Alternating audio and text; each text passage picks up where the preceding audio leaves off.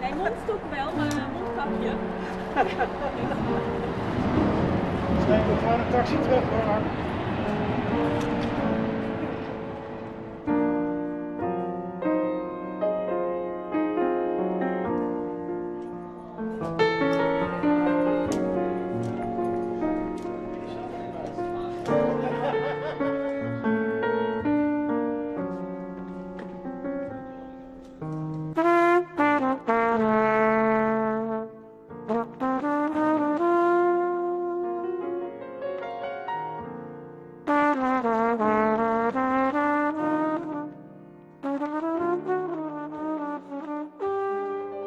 Fear is the problem of everything.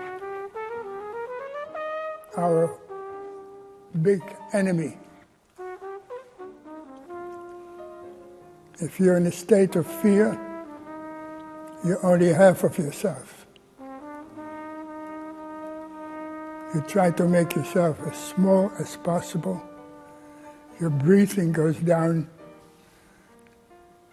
It's very difficult to exist if you stand in front of an audience. So, what to do about it?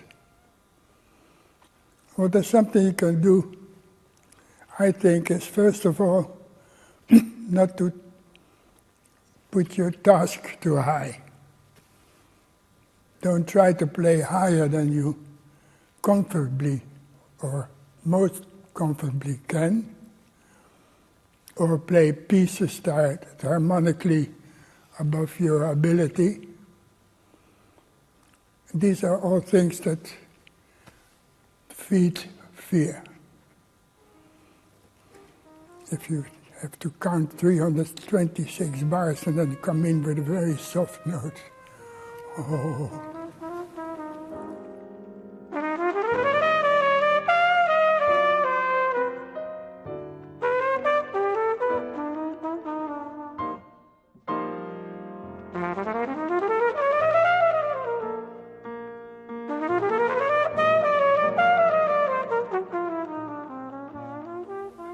It's not possible to play good all the time. Because you have to play sometimes if you feel very good and everything works your way. You try to remember that, but it doesn't always come back. Many things can happen, your mood or your girlfriend left you, or it's all, the mood has a lot to do with it, what kind of mood you are. If you have to play something that is very sentimental and dreary, then you don't like to play something that is very happy. So you have to play in the mood.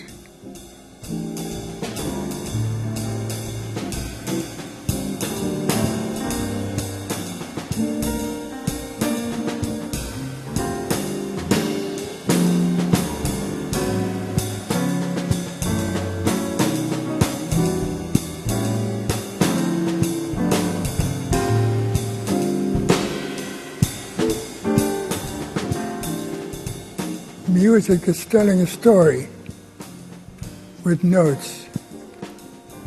That's why it's easier for vocalists, because they have the lyric to say. It's easier to say, I love you, than if you say, da da da, you know, because that helps a lot, you know. But still with notes you can also tell a story. There's always answer and question.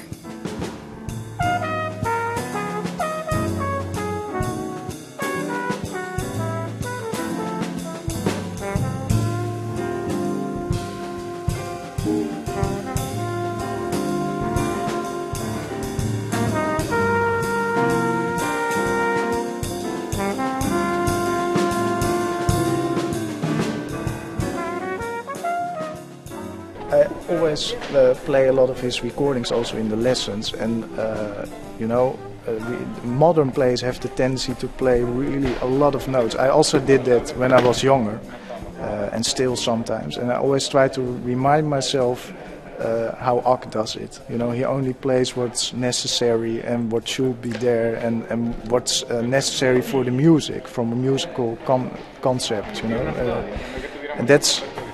I think they learned that from Ack today. And also when he plays an exercise like a skill, it sounds like music.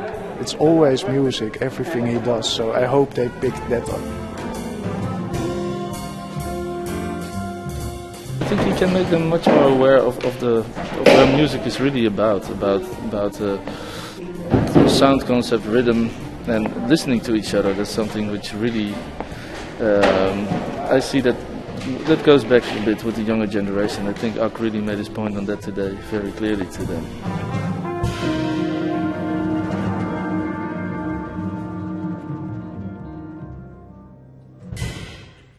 Thank you, well done.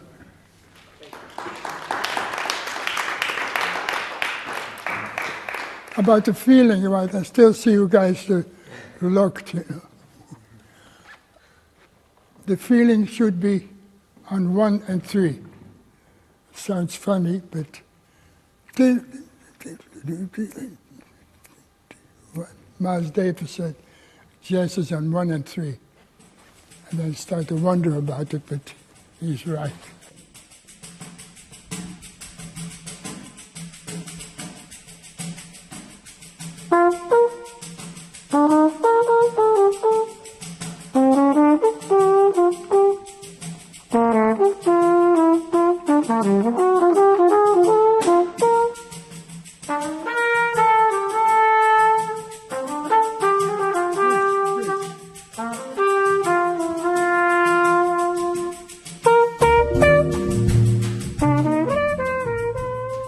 He has always been really important in the way, you know, I like to play.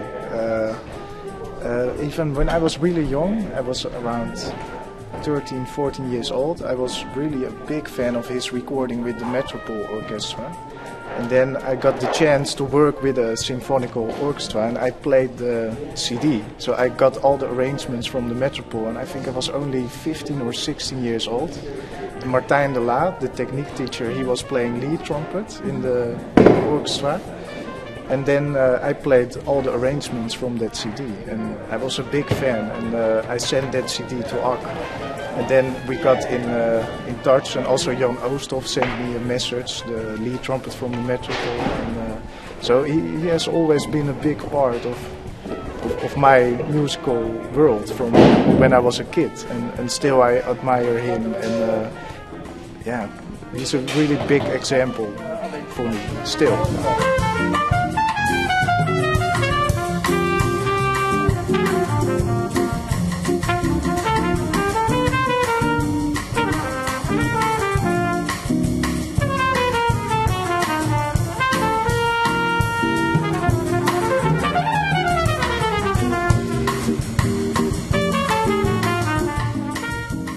It took me some time to understand that and to feel that, and it still takes me time.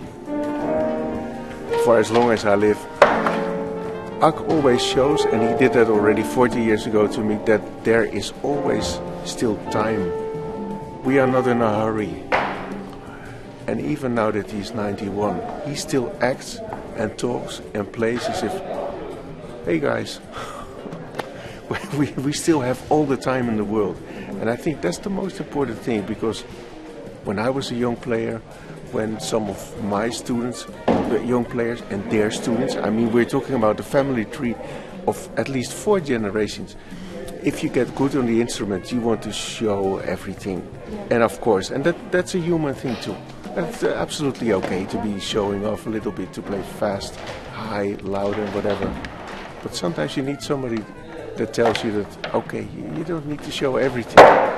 Half of what you show can be good enough. It can become tiring to listen to somebody who wants to say more than what we need to hear. That's probably the most important thing, but it's a lifetime process to understand and to digest it myself. That's probably the most important thing.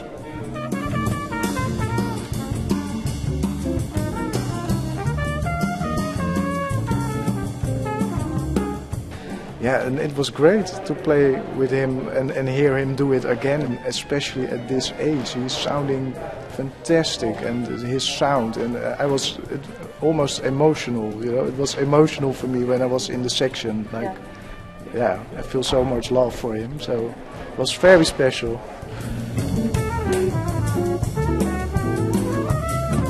It's always a treat to play with him or to get together with him, because he's a warm, lovely person.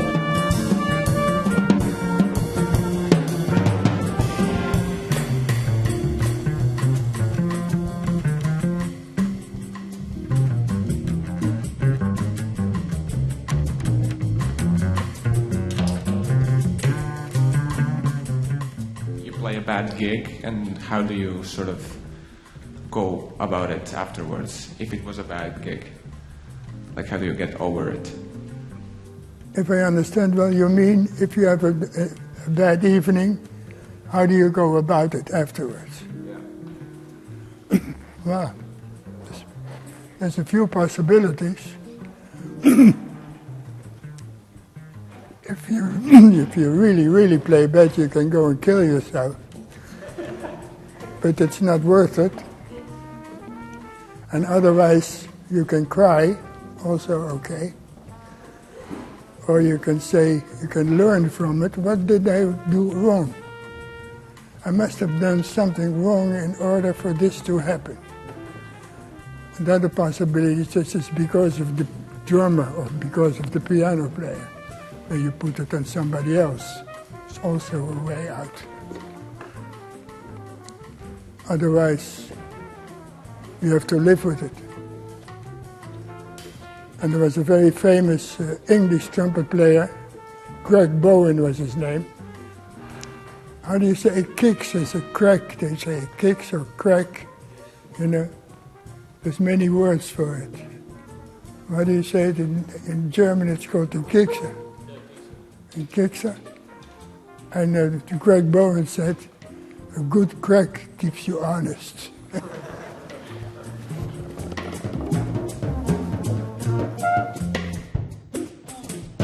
Always look, eye contact.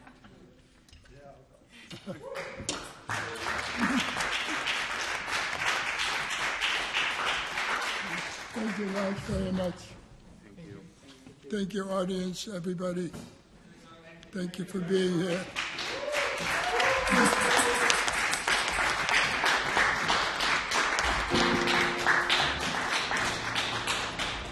Thanks, Rik. Fantastic. What a guy.